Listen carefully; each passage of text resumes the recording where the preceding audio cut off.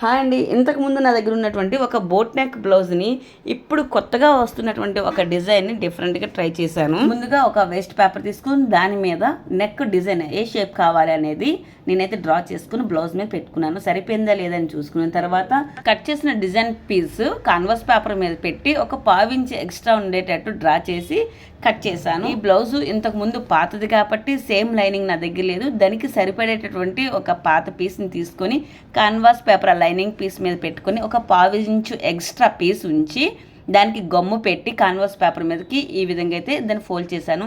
బాగా ఆరిన తర్వాత బ్లౌజ్ పైన పెట్టుకొని సరిపోయిందా లేదా కరెక్ట్ పొజిషన్లో ఉందా లేదా చూసుకొని పిన్నెలు పెట్టి కుట్టు వేసుకున్నాను. ఈ నెక్ డిజైన్ ప్రజెంట్ ట్రెండింగ్లో ఉంది.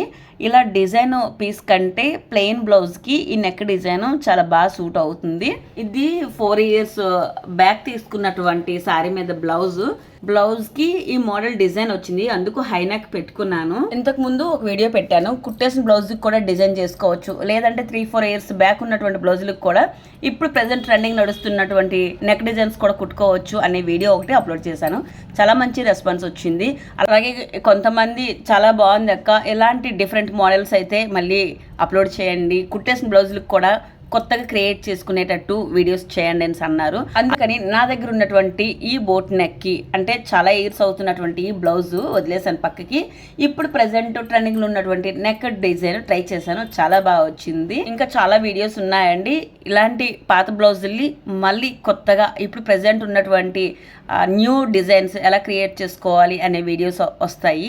అలాగే కొన్నిసార్లు మనం ఇంట్లోనే కుట్టుకుంటాం కదా, వాటికి టైం లేనప్పుడు బ్లౌజ్ రౌండ్ నెక్ పైపింగ్ పెట్టేసి కుట్టుకుంటాము.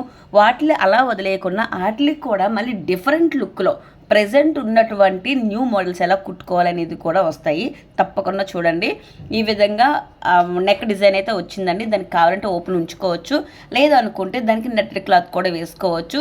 కొంతమందికి నెట్టెడ్ క్లాత్ పలుచగా ఉందని ఫీల్ అయితే కనుక నెట్టెడ్ క్లాత్ని డబుల్ ఫోల్డింగ్లో పెట్టి వేసుకుంటే స్కిన్ మనకి కనిపించదు, డిజైన్లా ఉంటుంది కూడాను.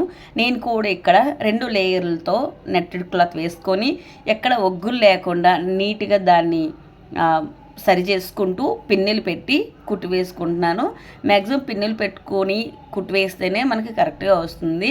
మామూలుగా చిన్న మోడలే కదా అనుకొని డైరెక్ట్ కుడితే ఎక్కడో ఒక దగ్గర చిన్న చిన్న ఒగ్గు అనేది వస్తుంది. అందుకని కంపల్సరీ పిన్నెలు పెట్టి కొంచెం నెమ్మదిగా దాన్ని సరి చేసుకుంటూ కుడితే పర్ఫెక్ట్గా వస్తుంది. కుట్టు వేసిన తర్వాత ఎక్స్ట్రా ఉన్న నెట్టెడ్ క్లాత్ని అయితే కట్ చేసుకోవాలి. మళ్ళీ చెప్తున్నా అండి, ఆల్రెడీ నా బ్లౌజ్కి డిజైన్ ఉంది కాబట్టి ఈ నెక్ డిజైన్ అయితే ఈ విధంగా ఉంది. ప్లెయిన్ బ్లౌజ్కి అయితే చాలా మంచి లుక్ ఉంటుంది.